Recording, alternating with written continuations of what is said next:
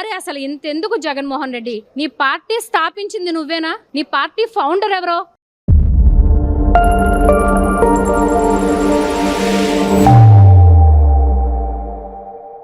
వీళ్ళ గారు ఏదైతే జూన్ 4వ తారీఖు ప్రజాస్వామ్యబద్ధంగా ఎన్నికలు జరిగి ఫలితాలు వచ్చి ప్రభుత్వం వచ్చిన తర్వాత సంవత్సర కాలంగా ఇచ్చినటువంటి హామీలను ఏది నెరవేర్చకుండా ప్రజలందరినీ కూడా వెన్నుపోటు పొడిచారు అని చెప్పి దీన్ని వెన్నుపోటు దినోత్సవంగా జగన్మోహన్ రెడ్డి కార్యక్రమం చేయడానికి ప్రధానంగా ఇందులో మహిళల్ని, రైతుల్ని, యువకుల్ని, నిరుద్యోగులు అందరిని కలుపుకొని ఈ కార్యక్రమం చేస్తాను అని చెప్పి జగన్మోహన్ రెడ్డి మాట్లాడుతున్నారు. ఏం చెప్తారు దీనిపై? జూన్ 4వ తారీఖు 2024 సంవత్సరం ఆంధ్రప్రదేశ్ లో ప్రజాస్వామ్యం గెలిచిన రోజండి. ఎందుకంటే అప్పుడు వరకు కూడా 2019 నుంచి కూడా 2024 వరకు చూసుకుంటే ఆంధ్రప్రదేశ్ అంధకార ఆంధ్రప్రదేశ్ గా అధమ పాతాళంలోకి పడిపోయిన 5 సంవత్సరాలు మనం చూసాము. ఆ చీకటి రోజులు కూడా మనం చూసాము. అంబేద్కర్ రచించిన రాజ్యాంగాన్ని పక్కన పెట్టేసి జగన్మోహన్ రెడ్డి ఒక ఆర్థిక ఉగ్రవాది, ఒక ఆర్థిక ఉన్మాది, ఒక భూ బకాసురుడు, ఒక ఫ్యాక్షన్ ధోరణి నుంచి వచ్చిన వ్యక్తి అధికారంలోకి వస్తే 38 అవినీతి కేసుల్లో ఉన్నటువంటి వ్యక్తికి ప్రజలు ఒక్కసారి నమ్మి ఓటేసినందుకు తను అధికారంలోకి వస్తే ఎలా ఉంటుంది అనేది గడిచిన 5 సంవత్సరాలు మనం చూసాము. రాజారెడ్డి రాజ్యాంగాన్ని ప్రజలు అందరూ కూడా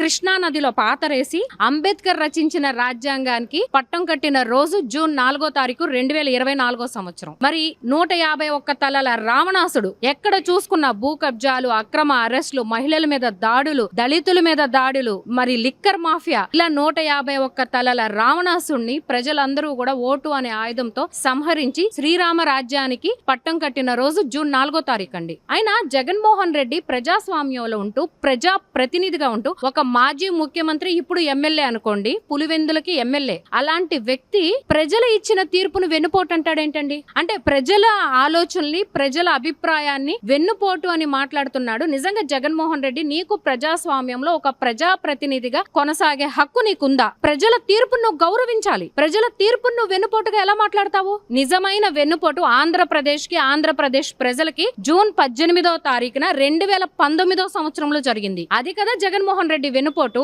వీళ్ళ కుటుంబ చరిత్ర మొదలైంది వెన్నుపోటుతో అండి. ఏమీ లేదు. జగన్మోహన్ రెడ్డి 2.0 అని చెప్పి మాట్లాడాడు. ఈ 2.0లో ఏంటి? శవాలు ఉంటే బయటకు వస్తాడు. ఇప్పుడు కొంచెం గేర్ మార్చి తన అవినీతి ఆరోపణల మీద, లిక్కర్ స్కామ్ గురించి దేశం మొత్తం అవాక్కయ్యేంత కుంభకోణం ఆంధ్రప్రదేశ్ లో గత ప్రభుత్వంలో జరిగింది. మద్యం కుంభకోణం. సరే, అది ఆ విచారణ ఈ విచారణలో అది తాడేపల్లి ప్యాలెస్ దాకా వచ్చిందనేది మనందరికీ తెలుసు. దాని నుంచి ప్రజల దృష్టి మళ్లించడం కోసం జూన్ 4 వెన్నుపోటు దినం అని మాట్లాడుతున్నావు. అసలు నీ చరిత్ర ఎక్కడ మొదలైంది? నీ చరిత్ర మీ తాత రాజారెడ్డి, ఎంతో మంది మైకుల్లో కూడా చెప్పారు ప్రజా ప్రతినిధులు, జగన్మోహన్ రెడ్డి లక్షణాలన్నీ కూడా వాళ్ళ తాత రాజారెడ్డి, ఉన్మాద చర్యలన్నీ ఇతనే పునికి పుచ్చుకున్నాడు వారసుడుగా అని. నీ తాత రాజారెడ్డి ఒక బీసీ సామాజిక వర్గానికి సంబంధించిన జింకా వెంకట నరసయ్య గారు, ఆయన మైన్స్ ఓనర్. అప్పట్లో ఆ ఓనర్ దగ్గర ఇతను కార్మికుడుగా చేరినప్పుడు ఆయన సరే కదా అని చెప్పి ఆ మైన్స్ లో కొంత భాగాన్ని వీళ్ళ తాత రాజారెడ్డికి కేటాయించాడు. అరే, నీకు ఒక రోజువారీ పనికి వెళ్ళిన నీకు ఆయన పెద్ద మనసుతో వెంకట నరసయ్య గారు నీకు భాగస్వామి ఇస్తే వాళ్ళ తాతకి కృతజ్ఞత కూడా లేకుండా ఆయన్ని హత్య చేసి మొత్తం మైన్స్ అన్ని ఆక్రమించుకుని ఆయనకు వెనుపోటు పోటీసింది ఎవరో? నీ తాత కదా.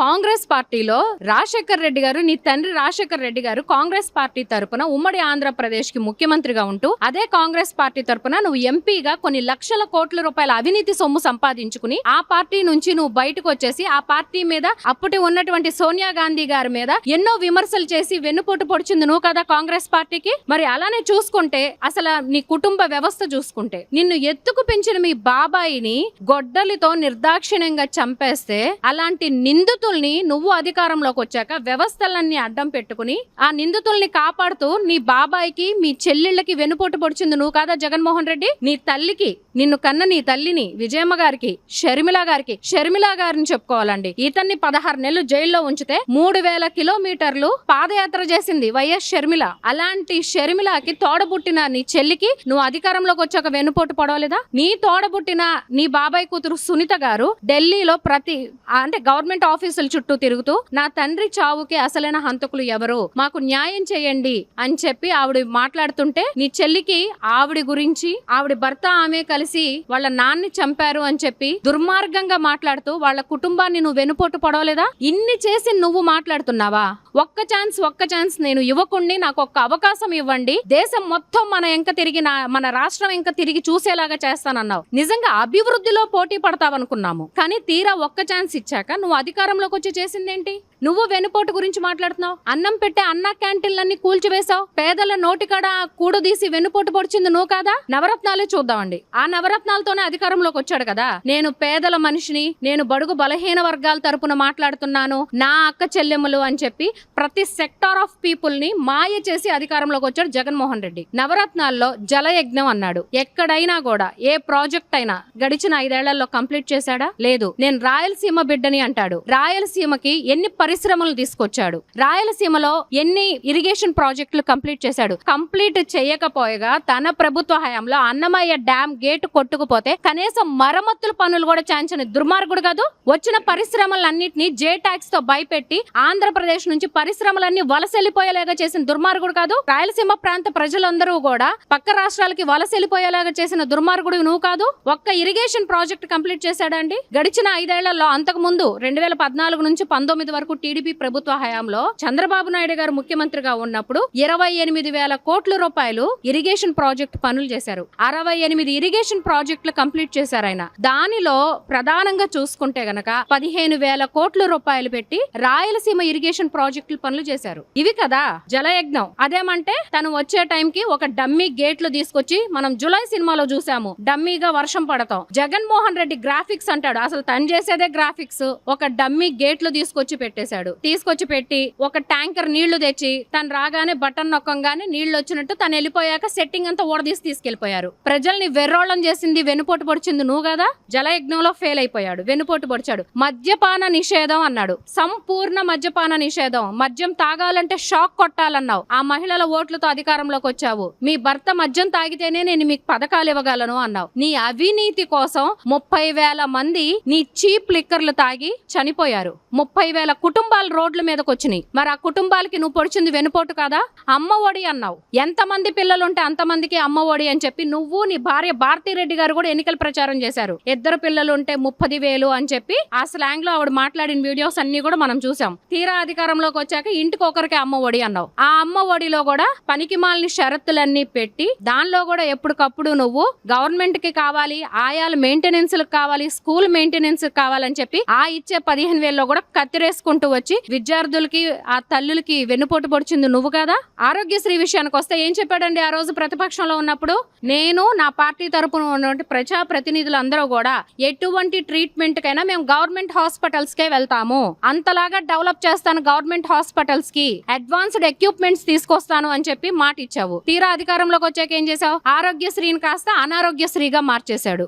3,000 కోట్ల రూపాయలు బాకీ పెడతాం. అరే తన సొంత కడప జిల్లాలోనే ప్రైవేట్ హాస్పిటల్స్ లో బయట బోర్డు పెట్టారండి. జగన్మోహన్ రెడ్డి అధికారంలో ఉన్నప్పుడు ఆరోగ్యశ్రీ సేవలు నిలిపివేశాము అని చెప్పి ఆరోగ్యశ్రీ కార్డు తీసుకుని వెళ్తే క్యూ లైన్ లో ఓపీలో కూడా రాయట్లేదు, ఓపీ కూడా తీసుకోలా. ఇవన్నీ మనం చూడలేదా? పేదలందరికీ కూడా అంటే ఆరోగ్య విషయంలో నువ్వు వెనుపోటు పడవలేదా? నువ్వు పొడిచిన వెనుపోటు కాదా అది? మరి ప్రతి పేదవాడికి ఇల్లు అన్నావు. నువ్వు అధికారంలోకి వచ్చి మా అందరి సొమ్ముతో నీ భార్య కోసం, నీకున్న 2 పిల్లల కోసం 1000 గజాల్లో నువ్వు ప్యాలెస్లు నిర్మించుకుంటున్నావు. తాడేపల్లిలో ప్యాలెస్ నిర్మించుకున్నావు. ఋషికొండలో 2 ఎకరాల్లో నువ్వు ప్యాలెస్ నిర్మించుకున్నావు. 500 కోట్ల రూపాయలతో నువ్వు ప్యాలెస్ నిర్మించుకున్నావే తప్ప 2014 నుంచి 19లో టీడీపీ ప్రభుత్వ హయాంలో ఇచ్చినటువంటి ఎన్టీఆర్ టిక్కో ఇళ్లను కూడా నువ్వు ఆ అర్హులకి పంచలేకపోయావు. కేవలం కక్ష రాజకీయాల కోసం వాటిని పాడుబెట్టేసిన దుర్మార్గుడు నువ్వు కాదా? పేదలందరికీ వెనుపోటు పొడిచింది నువ్వు కాదా? ఫీజు రీఎంబర్స్మెంట్ అని చెప్పి నవరత్నాల్లో ప్రకటించావు. ఎంతమందికి నువ్వు పీజీ విద్యార్థులకి ఫీజు రీఎంబర్స్మెంట్ పథకం వర్తించదు అన్నావు. అరే గత ప్రభుత్వంలో కాలేజీలకి విద్యార్థులకి ఇబ్బంది లేకుండా ప్రభుత్వం విద్యార్థుల నుంచి కాలేజీ ఖాతాల్లో డబ్బు జమేసేది. ఆ స్కీమ్ తీసేసి తల్లిదండ్రుల ఖాతాల్లో వేస్తానని చెప్పి ఎంతమంది విద్యార్థులను ఇబ్బందులు పెట్టావు నువ్వు. ఇప్పుడు ఈ కూటమి ప్రభుత్వం అధికారంలోకి వచ్చాక 700 కోట్ల రూపాయలు ఫీజు రీఎంబర్స్మెంట్ బాకీలన్నీ కూడా కూటమి ప్రభుత్వం జమ చేసింది. ఎంతమంది విద్యార్థులు ఇబ్బంది పడ్డారండి? సరైన సమయంలో ఫీజు రీఎంబర్స్మెంట్ అవ్వట్లేదు. అదే టైంకి వాళ్ళకి సర్టిఫికేట్లు రావట్లేదు. పీజీకి అప్లై చేసుకుందామంటే ఇక్కడ వీళ్ళ ఒరిజినల్ సర్టిఫికేట్స్ యూనివర్సిటీల నుంచి రావట్లేదు. విద్యార్థులందరినీ వెన్నుపోటు పొడిచింది నువ్వు కాదు. నవరత్నాల్లో ఇంకో రత్నం వైఎస్ఆర్ చేయూత ఆసరా. మహిళల ఓట్ల కోసం ఏమిచ్చాడండి? మహిళల్ని మోసం చేశాడు. 45 సంవత్సరాలు దాటిన ప్రతి మహిళకి 18,000 ఇస్తానన్నాడు. ఎంతమందికి ఇచ్చాడండి? అధికారంలోకి వచ్చిన మొదటి సంవత్సరం ఇచ్చాడా? ఇవ్వలేదు. మరి ఎలక్షన్లకి ముందు 2024 సంవత్సరం ఎవరికన్నా వచ్చినాయా? రాలేదు. ఈ మధ్యలో కూడా ఎంతమందికి మాత్రం ఇచ్చాడండి? పనికి మాలిన షరతులన్నీ పెట్టి చాలా మందికి 18,000 రూపాయలకి టోక్రా వేశాడు. వైఎస్ఆర్ చేయూత కాదు, అది వైఎస్ఆర్ టోక్రా. ఇలా నువ్వు మహిళలకి వెన్నుపోటు పడవలేదా? నువ్వు మాట్లాడుతున్నావా? రైతు మెచ్చిన ప్రభుత్వంగా తీర్చిదిద్దుతానని చెప్పి జగన్మోహన్ రెడ్డి ఆ రోజు హామీ ఇచ్చి ప్రజలందరికీ తీరా అధికారంలోకి వచ్చాక రైతుల ద్రోహి జగన్మోహన్ రెడ్డి. ఎందుకంటే రైతు భరోసా అన్నాడు నవరత్నాల్లో. రైతు భరోసాలో ఆ రోజు ఏమని వాగ్దానం చేశాడండి ఎన్నికల ప్రచారంలో? కేంద్రంతో కూడా సంబంధం లేకుండా 13,000 రూపాయలు డైరెక్ట్ గా రాష్ట్ర ప్రభుత్వమే రైతుల ఖాతాలో జమ చేస్తాము అన్నాడు. ఒక్క సంవత్సరమైనా జమ చేశాడా? లేదు. మరి గతంలో చంద్రబాబు నాయుడు గారు ముఖ్యమంత్రిగా ఉన్నప్పుడు రైతులకి రుణమాఫీ అని చెప్పి ఒక్కసారిగా 50,000 రూపాయలు రుణమాఫీ చేశారు. జగన్మోహన్ రెడ్డి వచ్చాక రుణమాఫీ జరిగిందా అండి? లేదు. కనీసం రైతులకి సబ్సిడీలు వచ్చినాయా? అవి ఆపేశాడు. జగన్మోహన్ రెడ్డి ప్రభుత్వ హయాంలో అన్నపూర్ణగా ఉన్నటువంటి ఆంధ్రప్రదేశ్ ని ఎప్పుడూ చరిత్రలో లేనటువంటి విధంగా కరువు ఆంధ్రప్రదేశ్ గా, ఉభయ గోదావరి జిల్లాలు పచ్చగా ఉండే సస్యశ్యామలంగా ఉండే జిల్లాలు కరువుగా వాళ్ళు ప్రకటించేసి మేము వ్యవసాయం చేయలేము అని చెప్పి క్రాప్ హాలిడేకి తీసుకెళ్లిన దుస్థితికి తీసుకెళ్లిన దుర్మార్గుడు రైతుల ద్రోహి జగన్మోహన్ రెడ్డి కదా. అరే రైతు భరోసా కేంద్రాలు అని చెప్పి రైతులందరికీ వెన్నుపోటు పొడిచింది ఎవరండి? జగన్మోహన్ రెడ్డి కదా. అంతెందుకండి, తన ప్రభుత్వ హయాంలో ఆంధ్రప్రదేశ్ లో రైతుల ఆత్మహత్యల్లో దేశంలోనే 2వ స్థానంలో ఉంది ఆంధ్రప్రదేశ్. మరి రైతులందరికీ వెన్నుపోటు పడిచింది జగన్మోహన్ రెడ్డి కదా. ముఖ్యంగా మహిళలు.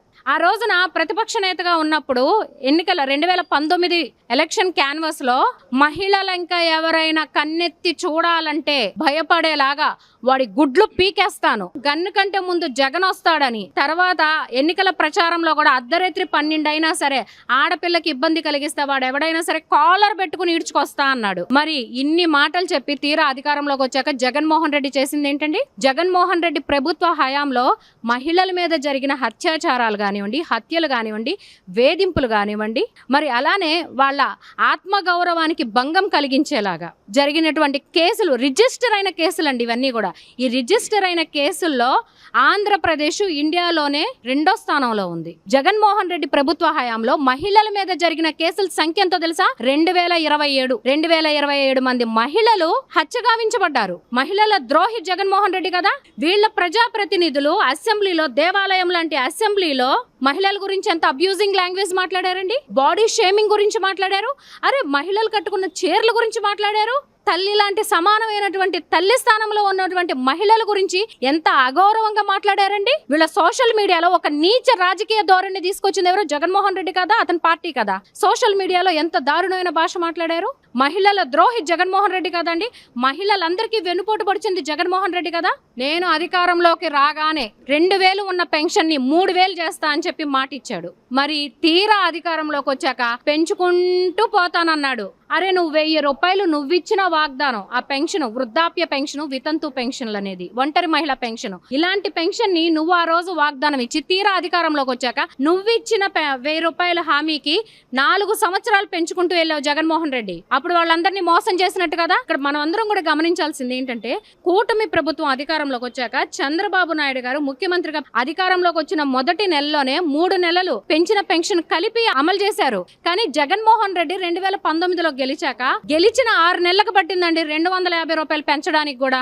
మరి వాళ్ళందరికీ వెనుపోటు పొడిచింది జగన్మోహన్ రెడ్డి కదా. అరే అసలు ఇంతెందుకు జగన్మోహన్ రెడ్డి? నీ పార్టీ స్థాపించింది నువ్వేనా? కాదుగా. నీ పార్టీ ఫౌండర్ ఎవరో? శివకుమార్ గారు. శివకుమార్ గారు వైఎస్ఆర్సీపీ పార్టీని స్థాపిస్తే దాన్ని కూడా నువ్వు కబ్జా చేసేసి ఆ శివకుమార్ గారికి వెన్నుపోటు పొడిచిన దుర్మార్గుడివి నువ్వు కాదు. నువ్వే వాళ్ళ దుర్మార్గుడు. వెన్నుపోటు అని మాట్లాడుతుంటే దెయ్యాలు, రాక్షసులు, వేదాలు మాట్లాడుతున్నట్టుంది.